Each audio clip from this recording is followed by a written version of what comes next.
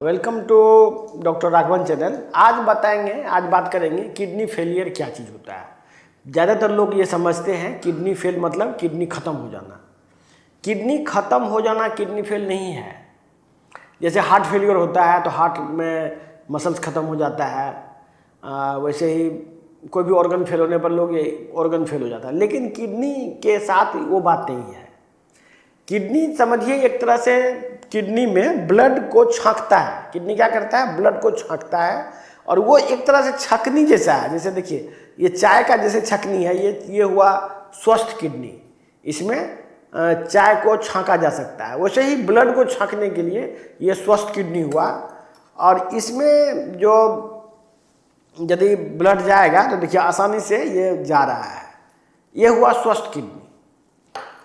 लेकिन वही जब किडनी फेल होता है तो किडनी फेल क्या होता है कि किडनी में बहुत सारा गंदगी जम जाता है, जिसकी वजह से किडनी का छकनी जाम हो जाता है।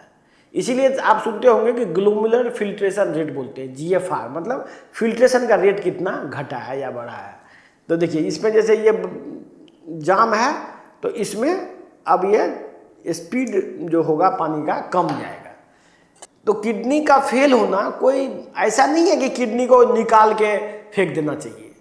ये जाम को इस छकनी के, जैसे ये किडनी में जैसे ये जाम लग गया मान लीजिए, तो हम यदि इसको हटा देते हैं जाम किसी तरह से, तो जाम हट गया।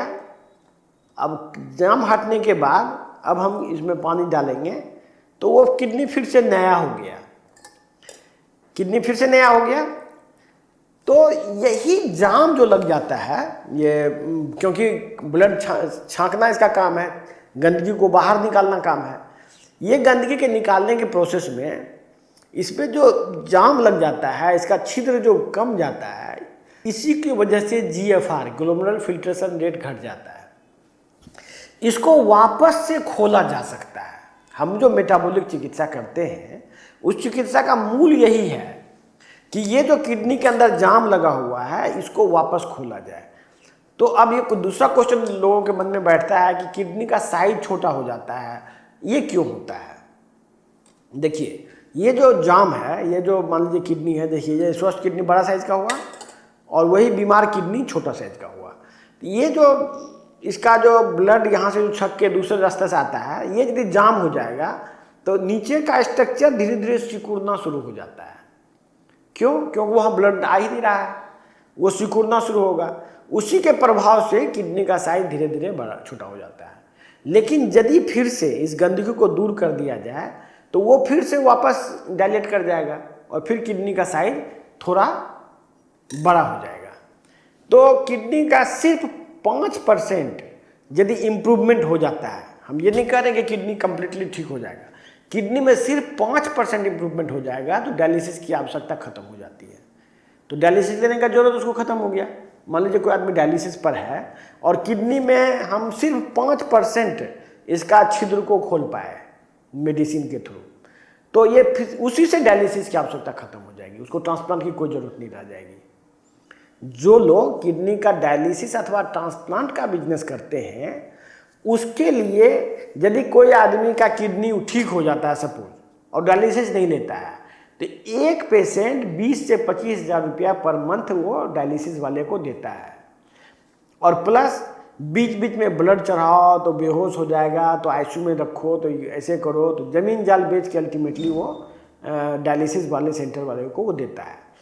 तो उसका बहुत बड़ा लॉस है। इससे डायलिसिस और ट्रांसप्लांट पर जो खड़ा है ये उद्योग, इसमें अरबों का ट्रांजैक्शन है। मान लीजिए किसी को ट्रांसप्लांट कर दिया, किसी का किडनी लगा दिया, किसी को दे दिया, काफ़ी इलीगल धंधा है इसमें। सरकार ने बहुत हैवी कानून बनाया है कि कोई आदमी सिर्फ अपने ओन रिलेटिव का ही किडनी ले सकता है। इसके वजह से किडनी ट्रांसप्लांट का बिजनेस लगभग काफ़ी प्रभावित हो चुका है। कोई भी आदमी, कोई भी अपने परिवार का आदमी, पहले क्या होता था ना कि हॉस्पिटल में किसी का भी कोई बहाने से ऑपरेशन करके वो किडनी किसी को लगा दिया जाता था। ये चीज़ गोपनीय ढंग से होता था, लेकिन अब सरकार ने काफ़ी सख्त कानून बना दिया है। डॉक्टर कोई डर से ये चीज़ नहीं करना, ट्रांसप्लांट को प्रमोट नहीं करना चाहता है। लेकिन यदि आपके पास विवेक है तो आपको वो ये सब झंझट में पड़ना ही नहीं है। डायलिसिस के झंझट में नहीं पड़ना है, ट्रांसप्लांट के झंझट में नहीं पड़ना है। आप मेटाबॉलिक चिकित्सा लीजिए, आपका वेलकम है। और ये इस चिकित्सा से आराम से डायलिसिस से छुटकारा मिल जाता है। फिर कुछ प्रिकॉशन होता है जिससे कि वापस ये जाम ना हो जाए। यदि मान लीजिए आपका छकनी खुल गया 5%, तो ये फिर से जाम भी हो सकता है ना। तो लाइफ लॉन्ग प्रिकॉशन होता है इसमें, वो प्रिकॉशन में रहिएगा तो आपका ज़िंदगी आम लोगों की तरह ज़िंदगी कटेगी और आपको इस तरह के झंझट में पड़ना नहीं पड़ेगा। धन्यवाद।